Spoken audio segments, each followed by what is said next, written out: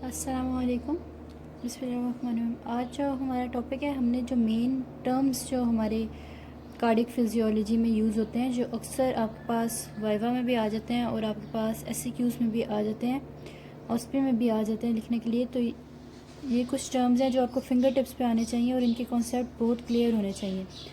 अच्छा जी, सबसे पहले हम बात जिस टर्म की करेंगे वो है एन डायस्टोलिक वॉल्यूम। अब एन डायस्टोलिक वॉल्यूम क्या होती है? जब आपके हार्ट जो होता है, वेंट्रिकल्स जो हैं, उनमें ब्लड फिल हो रहा होता है, ठीक हो गया, उनका रिलैक्सेशन फेज़ होता है, ब्लड फिल हो रहा होता है। और जब वो कम्प्लीटली ब्लड से फिल हो जाते हैं तो जो वॉल्यूम होती है रिलैक्सेशन फेज़ के एंड पे, जो वेंट्रिकल्स के अंदर वॉल्यूम है, उसको आप एंड डायस्टोलिक वॉल्यूम कहते हो। ठीक हो गया।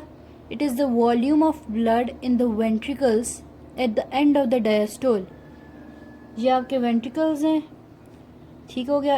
एवी वॉल्व आपके खुले हुए हैं और ये रिलैक्स्ड हैं। अभी यहाँ से ब्लड आ रहा है और जब डायस्टोल आपका एंड हो जाए, रिलैक्सेशन फेज एंड हो जाए, तो जो ब्लड वेंट्रिकल्स के अंदर होगा, इसको आप एंड डायस्टोलिक वॉल्यूम कहते हो और इसकी वैल्यू होती है 120 ml। सही हो गया। उसके बाद आप आ जाते हो एंड सिस्टोलिक वॉल्यूम पे। आपके पास वेंट्रिकल्स में ब्लड फिल हो गया था और फिर आपके पास कॉन्ट्रैक्शन फेज़ आया।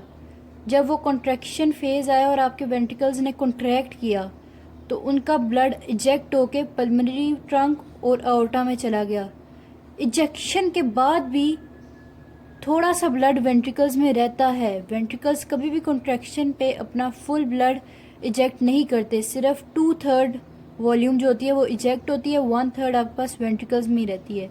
ये 1/3 जो वॉल्यूम है, जो वेंट्रिकल्स पे रह रही है, अंदर है, at the end of the systole, इसको आप कहते हो and systolic volume. It is the volume of blood in a ventricle at the end of the contraction of the systole. ठीक हो गया, कॉन्ट्रैक्शन और सिस्टोल। इसकी वैल्यू होती है 50 ml और ये जो है lowest volume of blood in the ventricle है at any point of the cardiac cycle. आपको वाइवा में पूछे कि सबसे कम ब्लड कार्डियक साइकिल में कौन सी आपके पास टाइम पे होता है, तो आपने बोलना है कि एंड सिस्टोलिक वॉल्यूम जो है वो सबसे कम वॉल्यूम ऑफ ब्लड है जो वेंट्रिकल्स में होती है at any point of the cardiac cycle. ये दो टर्म्स हो गए आपके पास। इसके बाद जो तीसरा टर्म आता है वो आपके पास है स्ट्रोक वॉल्यूम। स्ट्रोक वॉल्यूम जो है, ये जो 2/3 वॉल्यूम आपके लेफ्ट वेंट्रिकल ने इजेक्ट की थी, ठीक हो गया। It is the blood pumped by the left ventricle of the heart in 1 heart beat. एक हार्ट बीट के अंदर लेफ्ट वेंट्रिकल जितना ब्लड इजेक्ट करता है आउर्टा में, उसको आप कहते हो स्ट्रोक वॉल्यूम। ये जो होता है, इसकी वैल्यू होती है 70 ml और इसको आपके पास निकालने का फॉर्मूला होता है and diastolic volume minus and systolic volume. And diastolic volume आपके पास कितनी थी? 120 ml और एंड सिस्टोलिक वॉल्यूम कितनी है आपके पास? 50 ml। ठीक हो गया। इनको सब्ट्रैक्ट किया तो 70 ml आ गया। ये आपके पास है स्ट्रोक वॉल्यूम। अच्छा, ये स्ट्रोक वॉल्यूम भी आपको समझ आ गई। स्ट्रोक वॉल्यूम 3 फैक्टर्स पे डिपेंड करती है। वो फैक्टर कौन कौन से हैं? कॉन्ट्रैक्टिलिटी ऑफ द वेंट्रिकल्स, जितनी स्ट्रेंथ के साथ आपके पास वेंट्रिकल्स कॉन्ट्रैक्ट कर सकते हैं उतना ही वो ब्लड इजेक्ट करेंगे। एक उस पर डिपेंड करती है आपकी stroke volume, contractility of the ventricle, दूसरा प्री लोड पे और तीसरा आफ्टर लोड पे। अब मैं आपको बताऊंगी प्री लोड और आफ्टर लोड क्या होता है।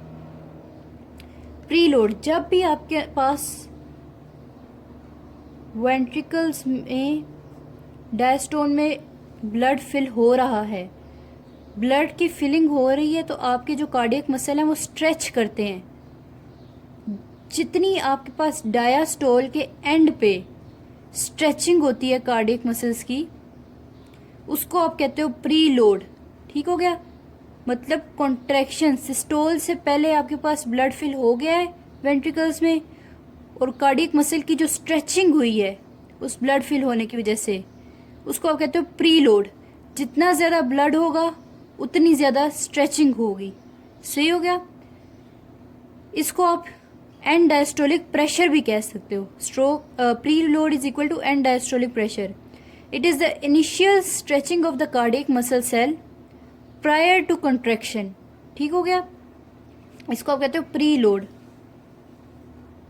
फॉर एग्जाम्पल ये आपके पास वेंट्रिकल है, ब्लड आता जा रहा है और कार्डियक मसल सेल्स की स्ट्रेचिंग होती जा रही है, और जब मैक्सिमम ब्लड फिल हो जाता है, मैक्सिमम ब्लड के फिल होने पे जितनी स्ट्रेचिंग होती है आपके पास, उस स्ट्रेचिंग को आप प्री लोड कहते हो। ठीक हो गया। या फिर जो प्रेशर आपके पास आ रहा होता है कार्डियक मसल सेल्स पे जिसके साथ वो स्ट्रेच कर रहे होते हैं, उसको आप प्री लोड कहते हो। ठीक हो गया। After load. आफ्टर लोड क्या होता है? अब आपके पास